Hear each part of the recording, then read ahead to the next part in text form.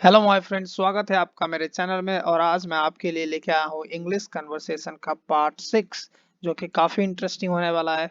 और आप लोग ने पहले part 1, part 2, part 3, part 4, part 5 को बहुत पसंद किया, तो इसलिए मैं इसे कंटिन्यू करने वाला हूँ और पार्ट 6 का हम कर रहे हैं। ठीक है, तो मैं जो हूँ आज आपको ये स्नोइंग आउटसाइड बाहर बर्फ गिर रही है कि बातचीत पे हम बात करेंगे। ठीक है, तो चलिए शुरू करते हैं। वीडियो पसंद आए तो प्लीज लाइक कर देना और चैनल को सब्सक्राइब कर लेना। नहीं पसंद आया तो मुझे आप बता सकते हैं कि आपको क्यों नहीं पसंद आया। ठीक है, तो आज चलिए शुरू करते हैं। रिया, ठीक है, एक रिया और आदर्श के बीच में बातचीत हो रहे हैं। आज तुम क्या कर रहे हो? रिया ने बोला आदर्श को। Hey, what have you been doing today? What have you been doing today? आज तुम क्या कर रहे हो? अगर what are you doing today बोलते हैं तो ये फ्यूचर हो जाते हैं। ठीक है, what are you doing today मतलब आज तुम क्या करने वाले हो।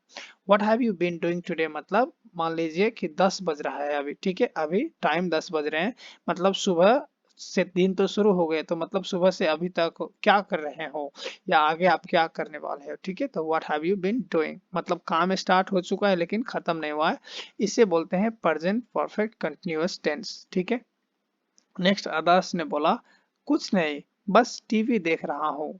ठीक है, nothing, just watching TV. Okay, मैं बहुत बोर हो रहा हूँ।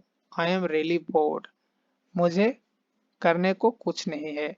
I don't have anything to do. ठीक है, तो मैं इसे समझाने की कोशिश करता हूँ छोटे छोटे करके।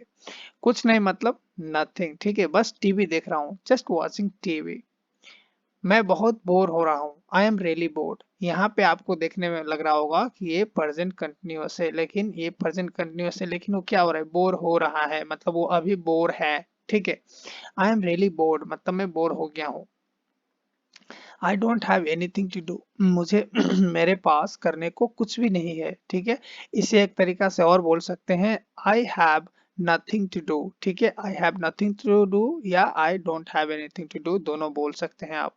रिया ने बोला मुझे भी करने को है नहीं। ठीक है, I don't have anything to do इधर। I don't have anything to do इधर। I didn't do anything today except clean my house. मैं आपको शॉर्ट में समझाने की कोशिश कर रहा हूँ। ठीक है, मैंने आज घर साफ करने के अलावा कुछ नहीं किया। तो मैं शॉर्ट करता हूँ इसको। आई डोंट हैव मतलब मेरे पास, आई डोंट हैव एनीथिंग मेरे पास कुछ भी नहीं है, टू डू मतलब करने को। इधर यहाँ पे इसलिए बोल रहे हैं कि मेरे पास भी। ठीक है, यहाँ पे इधर लगा दिया। आई ऑल्सो डोंट हैव भी वो बोल सकते थे। I don't have anything to do टू ऐसे भी बोल सकते थे, लेकिन इधर यहाँ पे ज्यादा सूट करते हैं। ठीक है, I don't have anything to do इधर, मेरे पास भी करने को कुछ नहीं है। I did not do anything today, मैंने आज कुछ भी नहीं किया। I did not do anything today, मैंने आज कुछ भी नहीं किया। एक्सेप्ट मतलब के अलावा। ठीक है, इसे बोलते हैं एक्सेप्ट। ये प्रेपोजिशन होते हैं या कंजक्शन भी, दोनों के जगह काम करते हैं। खास करके ये जो है कंजक्शन के काम करते हैं। ठीक है, क्लीन, क्लीन मतलब क्या होते हैं, साफ करना। ठीक है, clean my house, except clean my house मतलब मेरे घर साफ करने के अलावा मैंने कुछ नहीं किया। आई डिडंट डू एनीथिंग, मैंने आज घर साफ करने के अलावा कुछ नहीं किया। नेक्स्ट है आदर्श ने बोला मैं समझ सकता हूँ। आई नो, ठीक है, यहाँ पे मैं थोड़ा सा एक्सप्लेन करने की कोशिश कर रहा हूँ। आई नो मतलब मुझे पता है या मैं समझ सकता हूँ। इसका लिटरल ट्रांसलेशन होगा मैं जानता हूँ। मैं समझ सकता हूँ का मतलब ये भी होता है I can understand, I can feel you, I can understand your feelings, इस तरीके से बोलते हैं।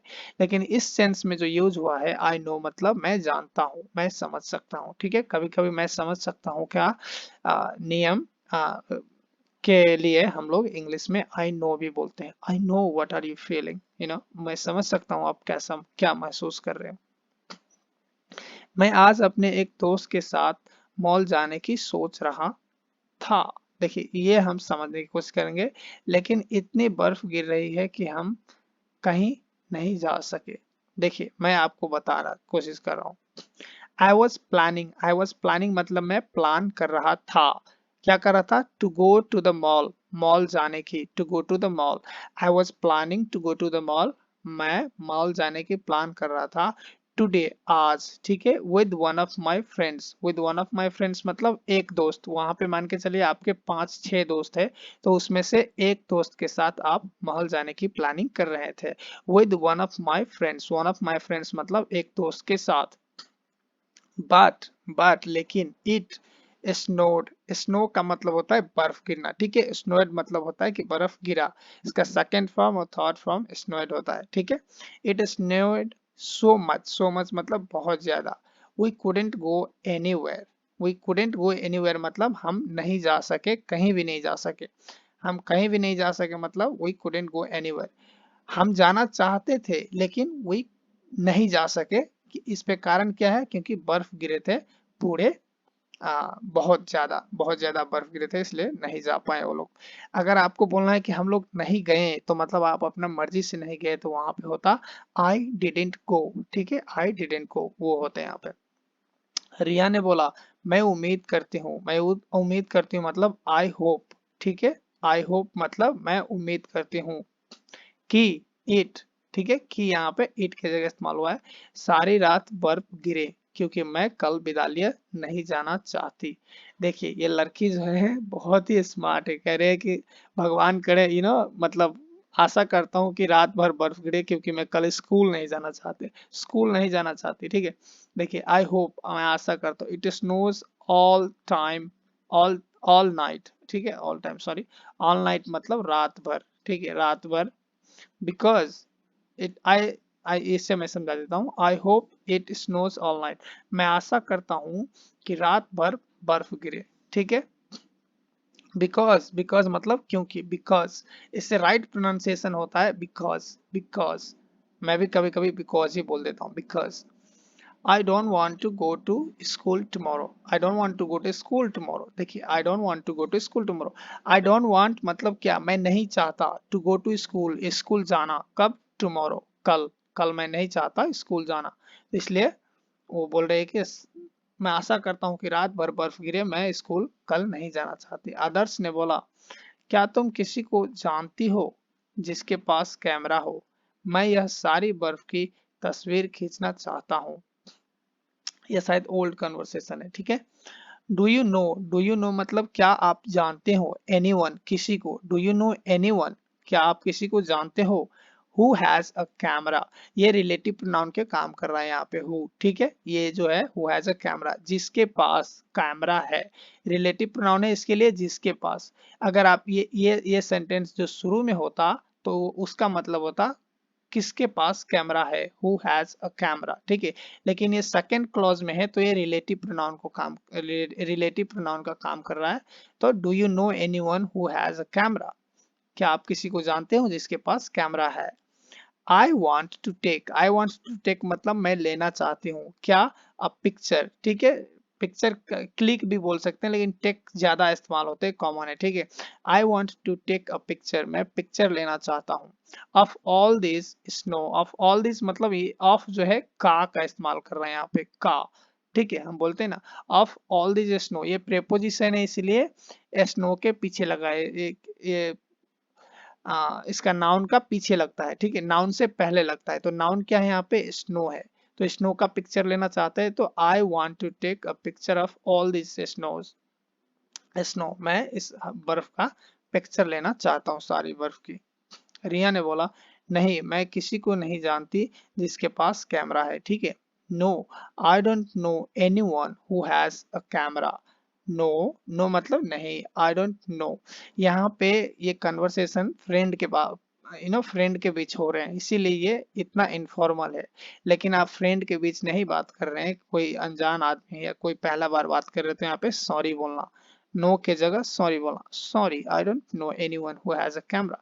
दोस्त लोगों के साथ हम लोग सॉरी थैंक यू नहीं बोलते ना, इसीलिए यहाँ पे इनफॉर्मल कन्वर्सेशन है, लेकिन आप जब भी फॉर्मल कन्वर्सेशन करना तो सॉरी बोलना, नो बोलने से पहले, नो के जगह सॉरी बोलना पहले, ठीक है। Sorry I don't no anyone who has a camera, माफ कीजिए मुझे, मैं नहीं जानता किसी को जिसके पास कैमरा है, ठीक है। आई डोंट नो एनीवन मैं किसी को नहीं जानता हु हैज अ कैमरा जिसके पास कैमरा है। आदर्श ने बोला क्या तुमने आज सारा को देखा, ठीक है, have you seen Sarah today, मुझे लगता है उसके पास एक है I think she might have one. ठीक है, मैं आपको एक और चीज बता देता हूँ। Have you seen Sarah today. ठीक है, डिड यू सी सारा टुडे, डिड यू सी सारा टुडे ये गलत होगा। क्यों मैं बता रहा हूँ। Have you seen Sarah today मतलब अभी मैं 10 बजे मान के चलिए बात कर रहा हूँ मैं, और सुबह से दिन शुरू हुआ है। ठीक है, तो हो सकता है मैं अभी नहीं मिला हूँ। ठीक है, ये प्रेजेंट परफेक्ट में वो किया जाता है, सिंपल प्रेजेंट परफेक्ट। और हो सकता है मैं शाम तक उसे मिलूं, तो इसीलिए क्या आप अभी तक आपने सारा को देखा वो कहने की कोशिश कर रहा है। Have you seen Sarah today. I think she might have one, उसके पास एक हो सकती है या हो सक है। ठीक है, यहाँ पे वन जो है प्रोनाउन का काम कर रहा है। वन किसको रेफर कर रहा है, कैमरा का। ये बात आप ध्यान रखना, ये कैमरा को जो है वन रेफर कर रहा है। तो सी माइट हैव वन, उसके पास शायद एक है। रिया ने बोला नहीं, आज पूरा दिन वह नहीं दिखी। उसके एक मिनट, उसने कहा था कि आज उसके कुछ जरूरी काम करना है।